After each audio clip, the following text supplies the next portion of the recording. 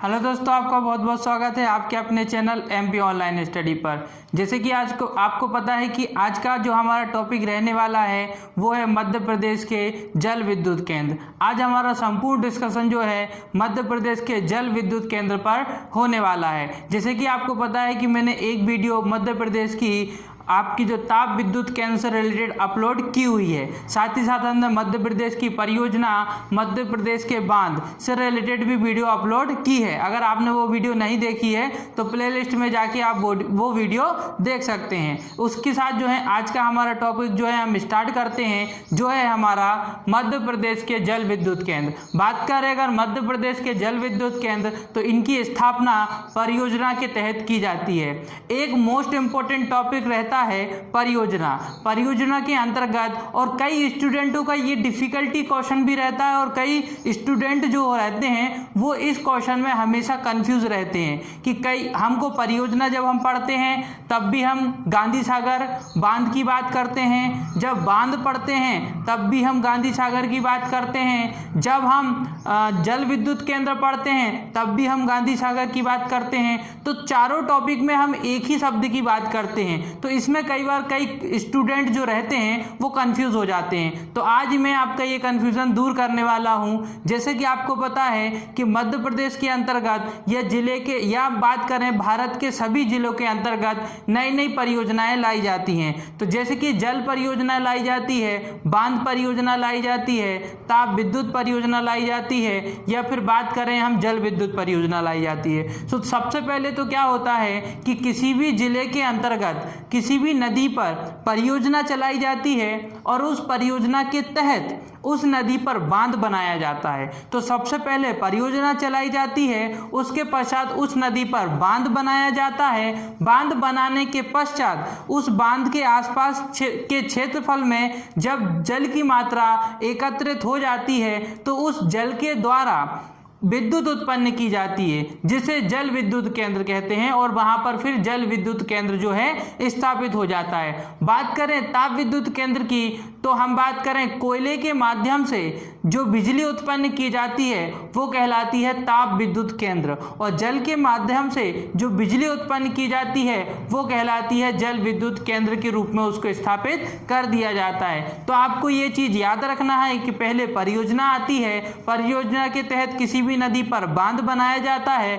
बांध बनाने के पश्चात जब पानी इकट्ठा हो जाता है तब उस पर जो है विद्युत उत्पन्न की जाती है, जल के द्वारा विद्युत उत्पन्न की जाती है, और वहां पर जो है जल विद्युत केंद्र स्थापित हो जाता है। और कोयले के माध्यम से जो है वो हम बिजली उत्पन्न करते हैं, जिसे ताप विद्युत केंद्र कहते हैं। तो आज का हमारा जो डिस्कशन रहने वाला है वो है हमारा जल विद्युत केंद्र। बात करते हैं जल विद्युत केंद्र। पहले मैं आपको मैप के थ्रू बताने वाला हूं, आपका सारा कंफ्यूजन जो है मैप के थ्रू क्लियर हो जाएगा। बात करें नर्मदा नदी की तो नर्मदा नदी पर आपको सबसे पहले, जैसे कि आपको पता है अमरकंटक से नर्मदा नदी निकलती है, तो नर्मदा नदी पर सबसे पहले आप देखेंगे आपको एक जबलपुर में देखने को मिलेगा वर्गी जल विद्युत केंद्र। जबलपुर में आपको वर्गी जल विद्युत केंद्र देखने को मिलेगा। जैसे ही आप आगे चलेंगे नर्मदा नदी की ओर तो आप देखेंगे फिर आपको छिंदवाड़ा में आपको देखने को मिलेगा पेंच विद्युत केंद्र।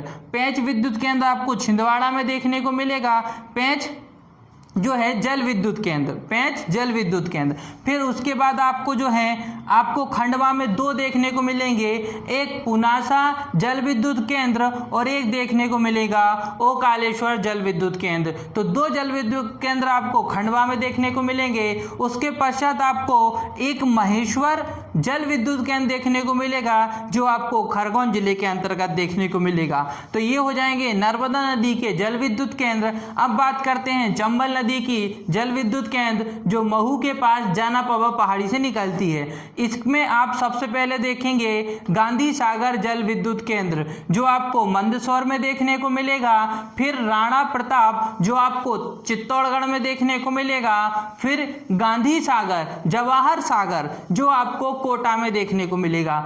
राणा सागर और जवाहर सागर ये दोनों राजस्थान के क्षेत्रफल के अंतर्गत आते हैं और गांधी सागर मध्य प्रदेश के मंदसौर जिले के अंतर्गत आता है। फिर इसके बाद बात करते हैं हमारा सोन नदी। तो सोन नदी पर आपको देखने को मिलेगा बाण सागर जल विद्युत केंद्र। उसके बाद टोंस नदी पर भी आपको एक जो है टोंस जल विद्युत केंद्र देखने को मिलेगा। एक बेतवा नदी पर आपको राजघाट जल विद्युत केंद्र देखने को मिलेगा। तो एक एक पर जो है हम डिस्कशन करते हैं। सबसे पहले हम बात करते हैं गांधी सागर जल विद्युत केंद्र की। बात करें अगर गांधी सागर जल विद्युत केंद्र, जो मैंने आपको बताया कि मंदसौर जिले के अंतर्गत भानपुरा तहसील में आता है। मंदसौर जिले के अंतर्गत भानपुरा तहसील में आता है। इसकी स्थापना 1960 में की गई थी। बात करें इसके द्वारा 115 मेगावाट विद्युत का उत्पादन किया जाता है और 50% विद्युत का उपयोग जो है 50% विद्युत का उपयोग मध्य प्रदेश द्वारा और 50% विद्युत का उपयोग जो है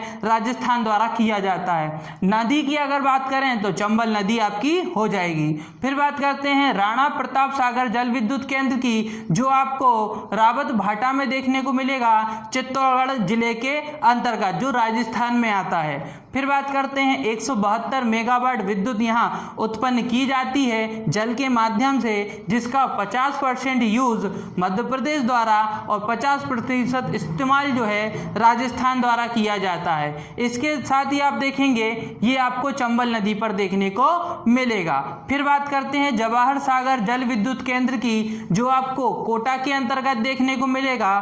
कोटा राजस्थान जिले के राजस्थान के अंतर्गत आपका आता है। बात करें जवाहर राणा प्रताप सागर से आप जब 32 किलोमीटर चलेंगे तो आपको कौन सा देखने को मिलेगा, जवाहर सागर जल विद्युत केंद्र। बात करें इसके द्वारा जो है 99 मेगावाट की विद्युत जो है उत्पन्न की जाती है, बिजली उत्पन्न की जाती है, जिसके अंतर्गत 3 संयंत्र लगाए गए हैं। तीनों संयंत्रों द्वारा 33 मेगावाट की विद्युत जो है उत्पन्न की जाती है, जिसका 50% इस्तेमाल मध्य प्रदेश द्वारा और 50% इस्तेमाल राजस्थान द्वारा किया जाता है। तो आप देख सकते हैं ये भी आपको चंबल नदी पर ही देखने को मिलेगी। तो आपके तीनों कौन सी नदी पर हो जाएंगे, चंबल नदी पर हो जाएंगे जल विद्युत केंद्र। इसके बाद बात करते हैं महेश्वर ताप विद्युत केंद्र। मैंने आपको अभी बताया महेश्वर ताप विद्युत केंद्र महेश्वर खरगोन जिले के अंतर्गत आता है। इसके द्वारा 4000 मेगावाट विद्युत का उत्पादन किया जाता है। नदी की बात करें तो नर्मदा नदी हो जाएगी और इसकी स्थापना की बात करें तो 1994 को इसको स्थापित किया गया था। तो ये हो जाएगा महेश्वर ताप विद्युत केंद्र।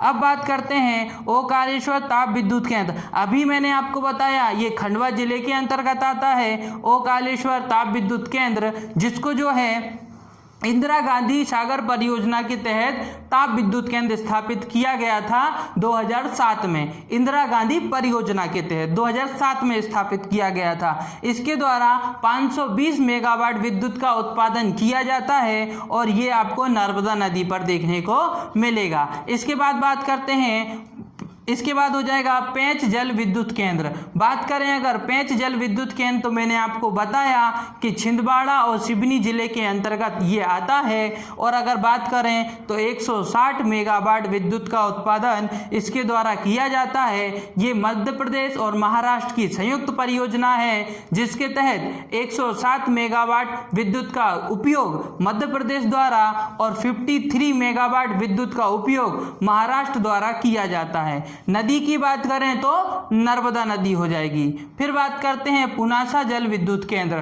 पुनासा जल विद्युत केंद्र को हम जो है इंदिरा गांधी सागर परियोजना के नाम से भी जानते हैं। इसकी अगर हम बात करें पुनासा जल विद्युत केंद्र, ये आपको खंडवा में देखने को मिलेगा, पुनासा एक क्षेत्र के अंतर्गत। बात करें इसके द्वारा 1000 मेगावाट विद्युत का उत्पादन किया जाता है और नदी हो जाएगी आपकी नर्मदा नदी। तो आपको नर्मदा नदी भी याद याद रखना है। फिर बात करते हैं बाणसागर जल विद्युत केंद्र की, जो आपका सीधी जिले के अंतर्गत आता है। इंपॉर्टेंट इसीलिए है क्योंकि मध्य प्रदेश, उत्तर प्रदेश और बिहार की संयुक्त परियोजना है आपकी बाणसागर जल विद्युत केंद्र के तहत। बाणसागर परियोजना जो है 3 मध्य प्रदेश, उत्तर प्रदेश और बिहार की संयुक्त परियोजना है, जिसके तहत बाणसागर जल विद्युत केंद्र स्थापित किया गया है और इसके तहत 110 मेगावाट विद्युत का उत्पादन किया जाता है। बात करें बाणसागर विद्युत केंद्र की तो इसकी स्थापना 1994-95 के अंतर्गत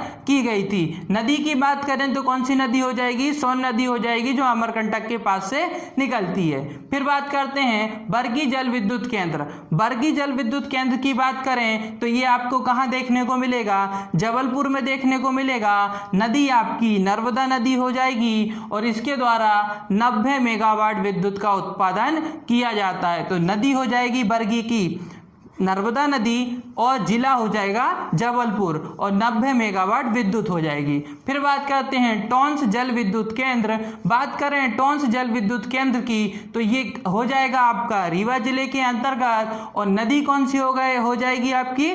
टोंस नदी हो जाएगी। तो टोंस नदी या टोंस जल विद्युत केंद्र से आपको इतना ही याद रखना है। इसके बाद लास्ट हो जाएगा हमारा जो है अपना राजघाट जल विद्युत केंद्र। बात करें अगर राजघाट जल विद्युत केंद्र की तो ये बेतवा नदी पर स्थित है और इसके द्वारा जो है 50 मेगावाट विद्युत का उत्पादन किया जाता है और ये जिला हो जाएगा आपका अशोकनगर जिला।